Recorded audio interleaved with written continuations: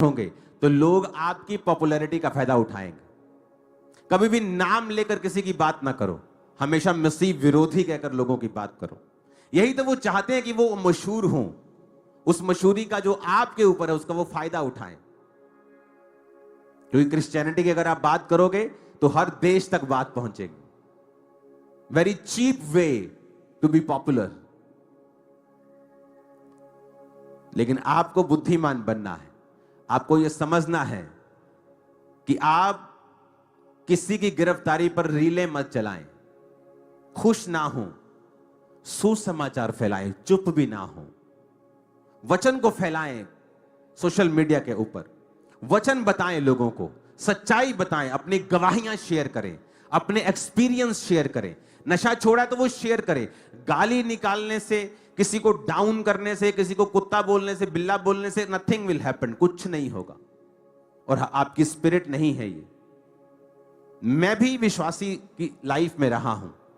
मैं तो इतना कड़क विश्वासी, इतना ऐसा मैं विश्वासी था कि लोगों को पीटने तक मैं पहुंच जाता था अपने पास्टर के लिए, क्योंकि अपने पास्टर से मुझे इतना प्यार होता था। लेकिन जब आप मसीह में ग्रो करते हैं, आप आत्मा में ग्रो करते हैं, आपके पास्टर्स आपके वचन, आपको वचन समझाते हैं कि आपको ऐसा नहीं करना जो दूसरा कर रहा है। हमें वो रीले नहीं बनानी है कि जिससे आप एक लीडर नुमा व्यक्ति लगे, कि जिसको परमेश्वर से कोई लेना देना नहीं। क्योंकि Christian leaders and Christian pastors, इनकी अलग अलग बाइबल नहीं है।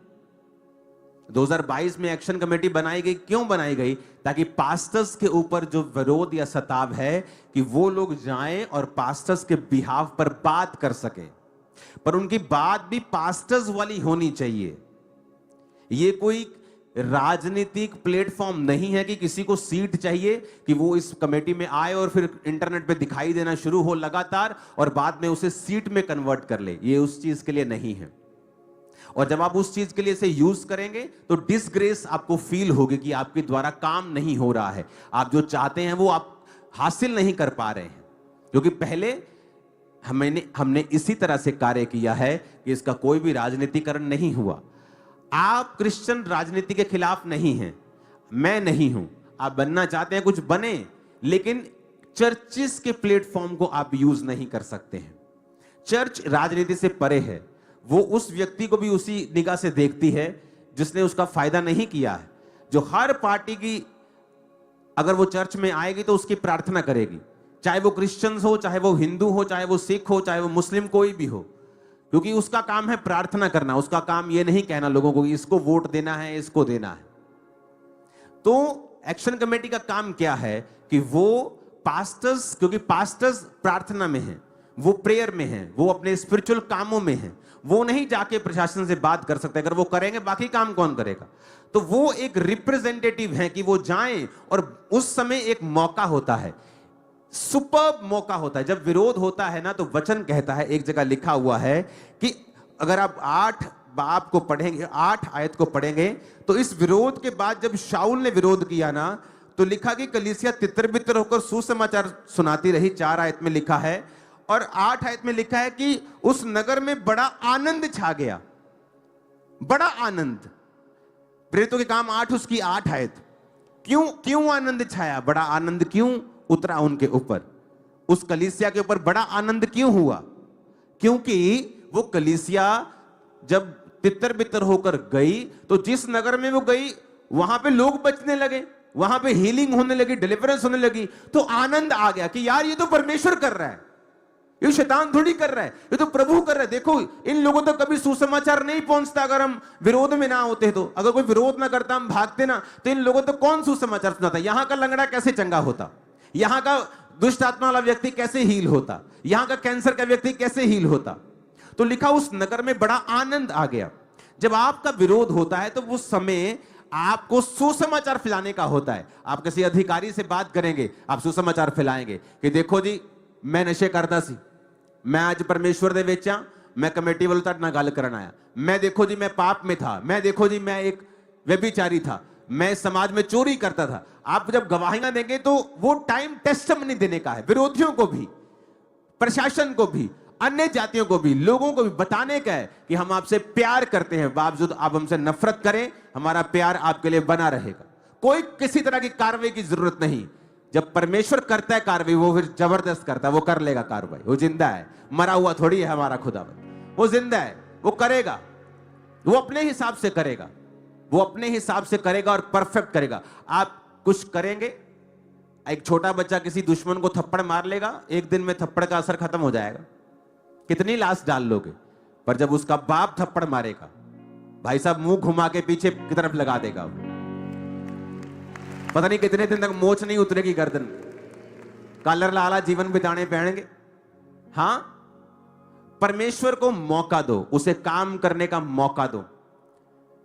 हम अपनी ड्यूटीज में फेल ना हो। आपकी जो भी ड्यूटी है, आप पास्टर हैं, आपकी सोशल ड्यूटी लगी है, आपकी ड्यूटी है राइट टाइम के ऊपर जवाब देना, राइट टाइम के ऊपर लोगों के झूठ को काउंटर करना। कितने मेरी बात को समझ रहे हैं? आज दुनिया कैसी है आपको मालूम होना चाहिए। कोई बंदा किसी के कोई पाप कर बैठा और उसके अपने लोगों ने कहा ये हमारे धर्म का नहीं है, ये तो उस धर्म का है, ये हमारे धर्म का नहीं है। मैं सोच रहा था काश उस बंदे से बात करने का मौका मिले, क्योंकि वो है नहीं हमारी चर्च का, तो मैं उसको बताऊं कि देख, एक पापी की इस जगत में कोई हैसियत नहीं, और यीशु मसीह तेरे पाप माफ करने के लिए क्रूस पे चढ़ा है। मैं नहीं कहता अगर तेरे पाप माफ हो गए तो तेरी सजा खत्म हो जाएगी, क्योंकि कानून तेरे को अपने हिसाब से अब देखेगा, लेकिन आजा यीशु मसीह के पास, तेरे पाप तो माफ हो। दुनिया थोड़ी तेरी, अगर तेरी होती तो इस डाउन टाइम पर तुझे कभी भी धुतकारती नहीं। एक बच्चा जब गिर जाता है ना नाली में, उसकी मां कभी नहीं कहती ओ साडा थोड़ी है, ये लगवांडियां दा,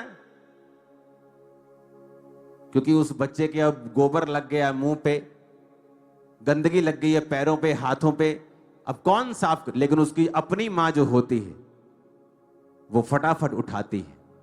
इसलिए तो मैं कहता हूं तुम्हारी असली मां यीशु मसीह है। वही कहता है बेटा आजा, कोई बात नहीं, जितना भारी गुनाह तूने किया है, अब कानून जो करेगा वो तो करेगा ही, लेकिन कम से कम तू नरक की आग से तो बच जाएगा। कम से कम बाकी का जीवन तेरा शांति में तो गुजर जाएगा। तेरे अंदर वो पीड़ा जो शैतान ने और पाप ने के कारण तुझे हुई है, क्योंकि जो पाप करता है वो भी अंदर से खुश नहीं होता, वो भी अंदर से कोई ऐसा नहीं है कि प्राउड फील करता है, वो भी अंदर से दुखी होता है, छलनी होता है, मरा हुआ होता है अंदर से, वो भी मुंह दिखाने काबिल नहीं होता। और यही तो जीसस ने कहा है कि मैं पापियों के लिए आया हूं, पापियों को शर्मिंदा करने के लिए नहीं, उन्हें गले से लगाने के लिए आया हूं। वो था तो नहीं इस चर्च का, पर मैं उसे इनविटेशन देता हूं कि खुदावंद में आजा, तेरे पाप माफ होंगे। जगत जो तेरे साथ करेगा वो करेगा ही, पर परमेश्वर तुझे अनंत जीवन देगा, तेरे पाप माफ करेगा, और ताकि अगला जीवन जो तेरा हो वो दुखों से भरा हुआ ना हो। हालेलुया।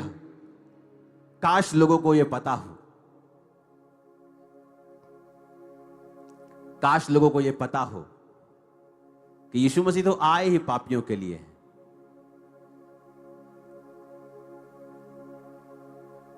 आप उसके अपने हैं, तभी तो वो आपको धुतकारता नहीं है, वो आपको रिजेक्ट नहीं करता है। जब आप सुंदर होते हैं, स्मार्ट होते हैं, तो गवांडी भी पपियां लेंदे बच्चे ना, है ना, ओ मेरा ओ कितना क्यूट है, कितना। जब वो गंदा होता है फिर वो कोई पपी नहीं लेता, फिर उसकी मां उसको साफ करती है। इसलिए मैंने कहा कि जीसस क्राइस्ट आपके पड़ोसी नहीं, वो आपकी मां है, और वो आपको साफ करेंगे। आप कितने भी बड़े भारी गुनाहों में क्यों ना हो, वो आपको क्लीन करेंगे। यही तो मसीह जिंदगी है। कलीसिया क्या है? उन लोगों का समूह जो पापी थे, जो व्यर्थ थे, जो तुच्छ थे,